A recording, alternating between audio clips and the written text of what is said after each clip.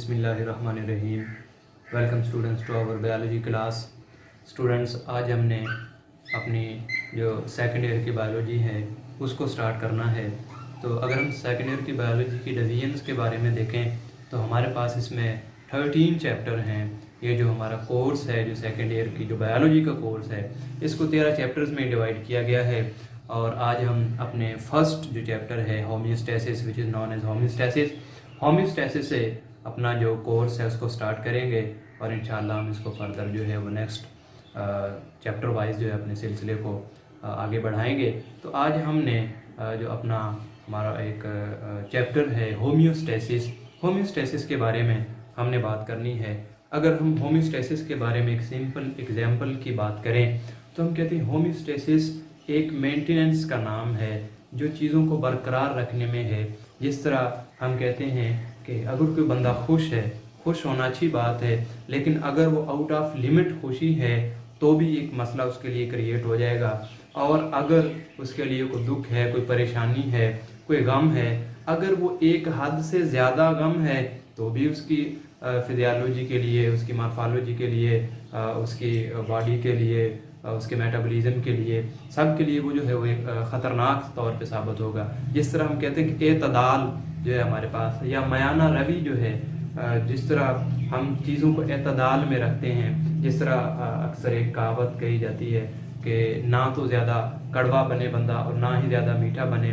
दोनों में हमारे पास क्या है कि दोनों में ये आउट ऑफ लिमिट हम जब भी जाएंगे तो ये मसला होगा। इसी तरह जो एनिमल्स बॉडी हैं या ऑर्गेनिजम्स हैं, प्लांट्स हैं, एनिमल्स हैं, या कुछ भी हैं, हमारे सेल्स हैं, सेलुलर एक्टिविटीज़ हैं, ये सारी की सारी एक लिमिट में इनके पास हम कहते हैं ये म्याना रवि में है, एतदाल में है, मतवाजन में है। इन सभी को स्टेबलाइज किया गया है। अब अगर हम ह्यूमन बॉडी की बात करें तो ह्यूमन बॉडी के बारे में जब हम बात करते हैं हम ये कहते हैं कि देखिए हमारे पास कोई ऐसा सिस्टम नहीं है, हमारी बॉडी आइडियलाइज बॉडी नहीं है कि इसको फिक्स कर दिया गया है यहाँ पे ही रहेगी, ऐसा बिल्कुल भी नहीं है। हमारी बॉडी का जो मेटाबॉलिज्म है वो किसी वजह से ज़्यादा भी हो सकता है, कम भी हो सकता है। हमारे रिएक्शंस जो हैं वो आउट ऑफ लिमिट भी जा सकते हैं। हमारा ब्लड है, पीएच है, इस ब्लड की जो पीएच है ये कम या ज़्यादा होती रहती है। या हमारे अंदर जो वेस्ट मेटाबोलाइट्स हैं इनको बाहर निकालने का जो प्रोसेस है, हमारी बॉडी के जितने भी उनको जो मॉडर्निज्म है वो रिक्वायर है। हमारे जितने भी सिस्टम हैं, जो बॉडी फंक्शंस हैं, हमारे जितने बॉडी फंक्शंस हैं, जिस तरह हमारा टेम्परेचर है इसको फिक्स कर दिया गया है 37 पे। अगर ये 37 से अबव होता है या बिलो होता है तो फिर जो है हमारी बॉडी की जो फिजियोलॉजी है या जो फंक्शंस हैं वो सारे जो है वो चेंज होते हैं। अब ऐसा तो बिल्कुल भी नहीं है कि हमारी बॉडी जो है वो सेम एक ही पॉइंट पे रहे, किसी सेट पॉइंट पे। ये सेट पॉइंट पे है, लेकिन इसको मेंटेन करने के लिए नेचर ने एक सिस्टम रख दिया गया है बॉडीज़ के अंदर जितने भी लाइफ है। उस सिस्टम को हम कहते हैं होमियोस्टेसिस। होमियो को हम अगर देखें, आप हमारे पास जो होमियो है, ये हमारे पास होमियोस्टेसिस, होमियो को हम कहते हैं, ये हमारे पास क्या है सेम, और ये क्या है हमारे पास कंडीशन। ये हमारे पास क्या है सेम कंडीशन। सेम कंडीशन से क्या मुराद है कि हमारी जो बॉडी है it require a keep maintenance, it require, जिस तरह हमारी बॉडी का टेम्परेचर जो है वो 37 पे फिक्स है, हम कहते हैं कि ये 37 पे ही फिक्स किया जाए। ये सेम कंडीशन है ह्यूमन बॉडी की। या जिस तरह के जो बर्ड्स हैं उनका टेम्परेचर 41 पे फिक्स कर दिया गया है। तो ये फिक्स जो है, इसको फिक्स करने के लिए, या जो मॉडर्निज्म है, या जो मॉडरेट करना है बॉडी को, इसको मॉडरेट करने के लिए बॉडी में कुछ मैकेनिज्म्स रख दिए गए हैं। जिस तरह हमारे पास होमियोस्टेसिस है। अब होमियोस्टेसिस को अगर डिफाइन किया जाए हम कहते हैं it's protection from the external environment to the internal environment. हम कहते हैं कि हमारे पास जो एक्सटर्नल एनवायरनमेंट है उसके जो हार्म्स, जो फ्लक्चुएशंस हैं, उसकी जो तब्दीलियां हैं, उनसे बचाव का जो नाम है, उनसे बच के हमारी बॉडी को सेम कंडीशन में रखना, ये हमारे पास क्या कहलाती है, इसको हम होमियोस्टेसिस कहते हैं। हम कहते हैं अगर इसको डिफाइन करें हम, तो हम कहते हैं अगर इसको डिफाइन किया जाए तो ये क्या है प्रोटेक्शन फ्रॉम, ये हमारे पास है प्रोटेक्शन फ्रॉम एक्सटर्नल एनवायरनमेंट। हमारे पास जो एक्सटर्नल एनवायरनमेंट है उसकी अगर हम बात करें कि हमारे पास जो प्रोटेक्शन फ्रॉम एक्सटर्नल एनवायरनमेंट, अब एक्सटर्नल एनवायरनमेंट की जो हार्म्स कंडीशंस हैं, जिस तरह के जो टेम्परेचर है वो टेम्परेचर तो फिक्स नहीं है हमारे एनवायरनमेंट का, वो तो कभी कम हो रहा है, कभी सर्दियां हैं, कभी गर्मियां हैं, कभी वो मॉडरेट है, कभी 27 है, कभी 45 50 तक भी जा रहा है। तो ये सारी की सारी हार्म्स कंडीशंस हैं। इन हार्म्स कंडीशन को अपनाते हुए हमारी बॉडी में जो एक सिस्टम है होमियोस्टेसिस, उसका काम क्या है कि इन हार्म्स कंडीशन से हमारी बॉडी को डैमेजिंग से बचाया जाए, हमारी बॉडी की जो फिजियोलॉजी है, जो मॉर्फोलॉजी है, जो रिएक्शंस हैं, जो बॉडी का मेटाबॉलिज्म है, उस सब को स्टेबल किया जाए। इस स्टेबल करने का नाम को हम कहते हैं इट्स ए होमियोस्टेसिस। हम कहते हैं प्रोटेक्शन फ्रॉम एक्सटर्नल एनवायरनमेंट। अब एक्सटर्नल एनवायरनमेंट में क्या है, जो फ्लक्चुएशंस हो रही हैं, जो तब्दीलियां हो रही हैं, इनसे बचाया जाए। किसको? To the internal environment. किसको बचाया जाए? Internal environment.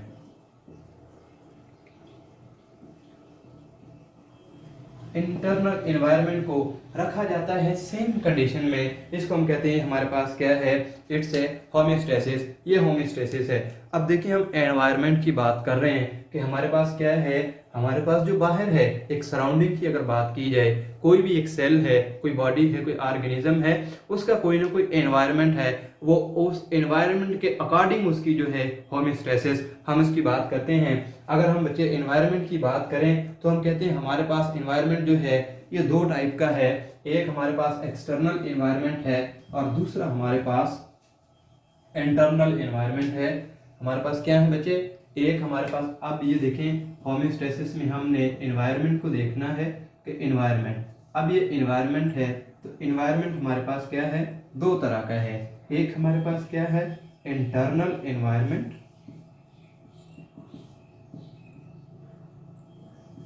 और दूसरा हमारे पास क्या है, एक्सटर्नल एनवायरनमेंट। एक हमारे पास इंटरनल एनवायरनमेंट है, एक हमारे पास एक्सटर्नल एनवायरनमेंट है। एक्सटर्नल एनवायरनमेंट की अगर बात की जाए, हम कहते हैं कि ये क्या है, आउटसाइड दी बॉडी। बॉडी की जो आउटसाइड एनवायरनमेंट है, इसको हम कहते हैं, ये हमारे पास क्या है, ये एक्सटर्नल एनवायरनमेंट है, जिसमें हमारे पास है क्या क्या, हम कहते हैं इसमें टेम्परेचर है,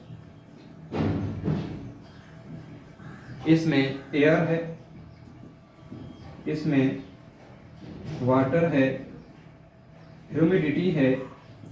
ये सारी चीजें क्या हैं, हम इन्हें कहते हैं हमारे पास external environment, means outside the body. जो किसी भी एनिमल की बॉडी के आउटसाइड जो हमारे पास एनवायरनमेंट है, जो सराउंडिंग है हमारी, किसी भी हम एनवायरनमेंट कहते हैं surrounding of any body, any organism, any animal, जो भी किसी ऑर्गेनिज्म की, एनिमल की सराउंडिंग है, हम उसको कहते हैं ये हमारे पास क्या है, एक्सटर्नल एनवायरनमेंट। अब बात हमारे पास क्या है, इंटरनल एनवायरनमेंट। हम कहते हैं ये कौन सी है, हम इसको कहते हैं इनसाइड दी बॉडी। ये जो बॉडी के अंदर हमारे पास है, बॉडी के अंदर क्या है, ब्लड है, हम इसको कहते हैं हमारे पास क्या है, ब्लड है। हमारे पास बॉडी टेम्परेचर है,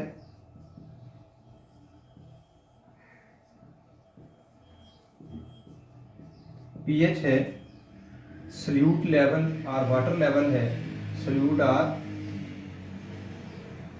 वाटर लेवल। तो हम इसको कहते हैं हमारे पास क्या है, एनवायरनमेंट की अगर हम बात करें होमियोस्टेसिस में, तो दो तरह का एनवायरनमेंट है हमारे पास, internal environment and external environment. एक इंटरनल है, दूसरा एक्सटर्नल एनवायरनमेंट है। तो हम ये बात करते हैं कि एक्सटर्नल एनवायरनमेंट में हमारे पास सराउंडिंग्स हैं, जो टेम्परेचर है, एयर है, ह्यूमिडिटी है, वाटर कंडीशंस है, एयर कंडीशन है।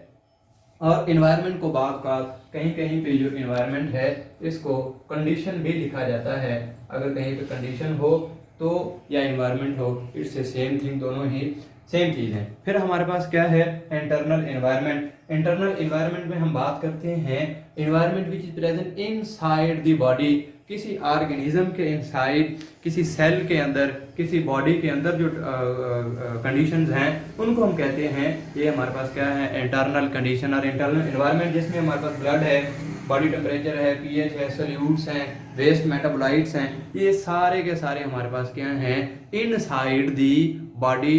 अब ये जो इंटरनल है इसको भी हम दो तरह से कर सकते हैं, एक इनसाइड दी बॉडी और दूसरा कौन सा है, इनसाइड दी सेल।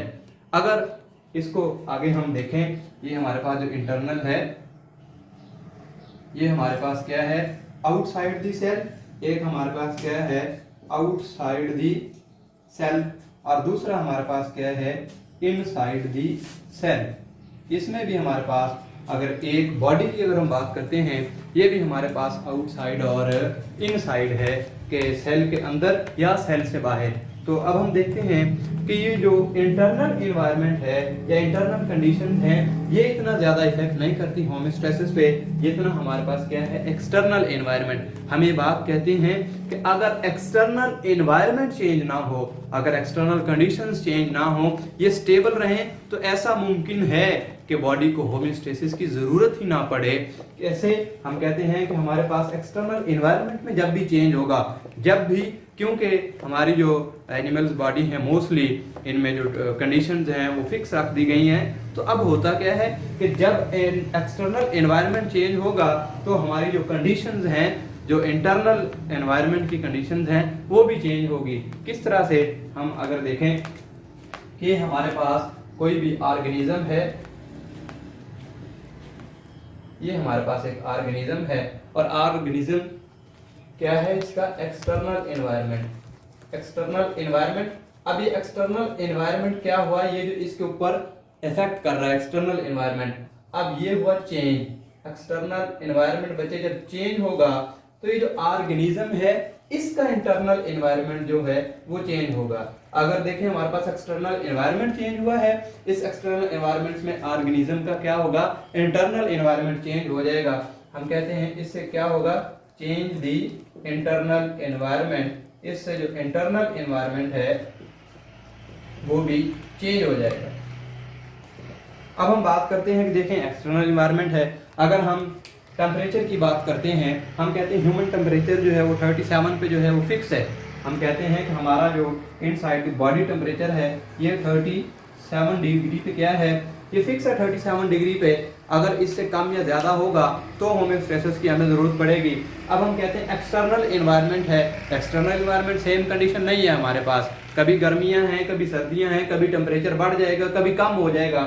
हम कहते हैं कि इस एक्सटर्नल एनवायरनमेंट में जो टेम्परेचर है, ये ह्यूमन की बॉडी की अगर बात करें ये 37 पे है, लेकिन क्या होता है ये कम या ज़्यादा होता है। अगर हम एक्सटर्नल के तौर पे देखें, जो एक्सटर्नल टेम्परेचर है, एक्सटर्नल एनवायरनमेंट है, ये कम या ज़्यादा होगा। हम गर्मियों की बात करते हैं तो 45 तक भी चला जाता है या 50 तक, और सर्दियों की बात करें ये 15 तक भी आ जाता है। तो ये हमारे पास एक्सटर्नल एनवायरनमेंट चेंज हो रहा है। जब ये एक्सटर्नल एनवायरनमेंट चेंज होगा तो ये एक्ट ओपन करेगा किसके ऊपर, इंटरनल एनवायरनमेंट में। फिर होम्योस्टेसिस की जरूरत पड़ेगी, फिर हमारे पास जरूरत पड़ेगी कि बॉडी के टेम्परेचर को मेंटेन किया जाए, बॉडी की जो रेगुलेशंस हैं। असल में होम्योस्टेसिस क्या है कि रेगुलेट करवाना है बॉडी को इनसाइड द मॉडरेट कंडीशन, के जो कंडीशंस हैं उनको मॉडरेट रखा जाए और इसको क्या किया जाए, इसको हम कहते हैं कि फिर जो इसी तरह हमारे पास सॉल्यूट कंसंट्रेशन है, वाटर कंसंट्रेशन है। हम कहते हैं वाटर एक necessary, water is a necessary thing for living organism. लेकिन अगर हम कहें कि वाटर एक्सीड ऑफ लिमिट चला गया है, वाटर का लेवल बहुत ज्यादा बढ़ गया है, तो भी हमारे लिए मसाइल हैं। और अगर वाटर का लेवल जो है वो कम हो गया है तो भी हमारे लिए ये मसाइल हैं। तो आगे हम देखते हैं कि हमारे पास कुछ टर्मिनोलॉजीज हैं, जिस तरह के थर्मो रेगुलेशन है, ऑस्मो रेगुलेशन है, एक्सक्रीशन है, उनके बारे में डिस्कस करते हैं।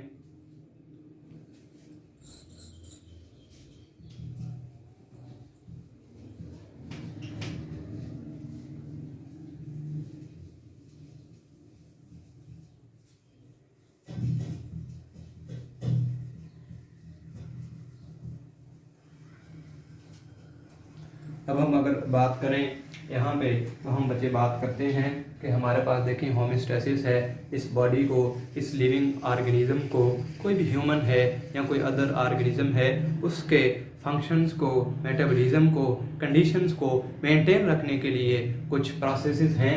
हमारे पास इस तरह के थर्मो रेगुलेशन है।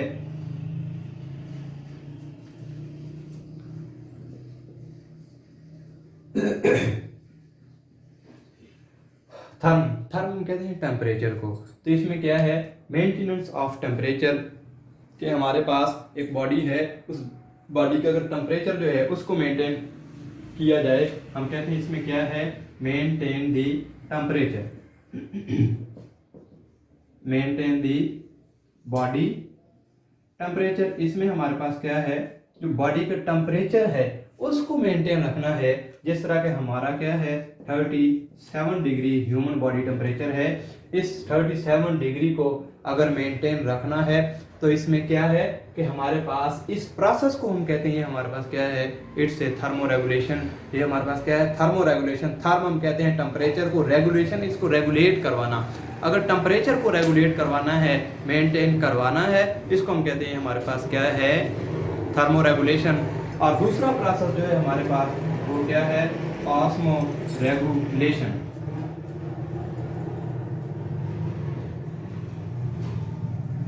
ऑस्मो रेगुलेशन में हम कहते हैं कि जितना भी वाटर एंड सॉल्यूट्स कंसंट्रेशन है, हम कहें हमारे पास इसमें क्या है, वाटर और solute concentration in the body,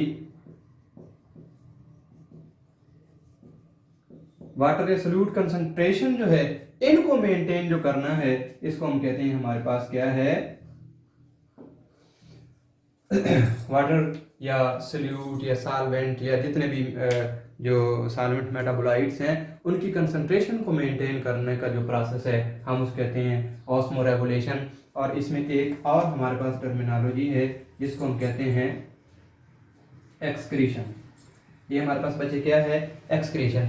excretion के बारे में हम कहते हैं कि जितने भी वेस्ट मेटाबोलाइट्स हैं उनको रिमूव करवा देना, फ्लश आउट करवा देना बॉडी से। मतलब जो हमारी बॉडी वेस्ट मेटाबोलाइट प्रोड्यूस करवा रही है, जो वेस्ट मेटाबोलाइट हैं या वेस्ट प्रोडक्ट्स हैं, वेस्ट प्रोडक्ट्स जो हैं, इन वेस्ट प्रोडक्ट्स को क्या करना बच्चे, रिमूव करवा देना। कहां से, from the body, remove from the, हम कहते हैं इनको remove from the body, body से रिमूव करवा देना, फ्लश आउट करवा देना, निकाल देना। इस प्रोसेस को हम कहते हैं हमारे पास क्या है, ये हमारे पास एक्सक्रीशन है। इसकी एग्जांपल हमारे पास जिस तरह यूरिक एसिड है। यूरिक एसिड कुछ लोगों को मसाइल की वजह से क्या होता है, उनके जो जॉइंट्स हैं वहां पे वो स्टोर होना शुरू हो जाता है। यूरिक एसिड हर एक बॉडी की सभी में, हमारे अंदर सभी के अंदर प्रेजेंट है और इसको प्रॉपर जो है एक वे के जरिए एक्सक्रीट भी कर दिया जाता है। लेकिन कुछ जो लोग हैं उनमें यूरिक एसिड के मसाइल की वजह से उनके जो जॉइंट्स हैं वहां पे यूरिक एसिड जो है वो स्टोर होना शुरू हो जाता है, वो प्रॉपर एक्सक्रीट नहीं हो रहा, जिसकी वजह से जो है एरेथ्राइटिस और जो जॉइंट्स में जो जोड़ों के दर्द की बीमारी है, मुख्तलिफ किस्म की डिजीजेज जो हैं वो हो जाती हैं। तो इससे हम ये भी अंदाजा लगा सकते हैं कि अगर होम्योस्टेसिस को मेंटेन ना किया जाए तो ये डिजीजेस को जन्म देगी, बहुत सारी डिजीजेज जो हैं वो प्रोड्यूस हो जाएंगी। इसके अलावा हम कहते हैं एक्सक्रीट करना है कि चीज़ों को बाहर निकालना है, तो इसको बाहर निकालने के लिए कुछ जिस तरह फ्लश आउट करने के लिए बेटा यहाँ पे हमारे पास क्या है, लंग्स हैं, लंग्स के जरिए इनको बाहर निकाल लिया जाता है, या स्किन के जरिए ये हमारे पास कुछ चीज़ें हैं जिनके जरिए, या यूरिन के जरिए जो है, लंग्स के जरिए, स्किन के जरिए या यूरिन के जरिए जितने भी जो वेस्ट प्रोडक्ट या वेस्ट मेटाबोलाइट्स हैं उनको बॉडी से बाहर फ्लश आउट कर दिया जाता है, निकाल दिया जाता है, ताकि बॉडी का जो होम्योस्टेसिस है, बॉडी को मेंटेन रखा जा सके, इसके टेम्परेचर को मेंटेन रखा जा सके, सोल्यूट कंसंट्रेशन को मेंटेन रखा जा सके। तो ये हमारा आज का टॉपिक था होम्योस्टेसिस, जो कि हमने अपना फर्स्ट चैप्टर जो है सेकेंड ईयर बायोलॉजी का स्टार्ट किया। नेक्स्ट इंशाल्लाह हम फीडबैक मैकेनिज्म और दूसरे जो कंडीशंस हैं प्लांट्स में, एनिमल्स में, ऑस्मो रेगुलेशन और थर्मो रेगुलेशन उसको डिस्कस करेंगे। Thank you very much.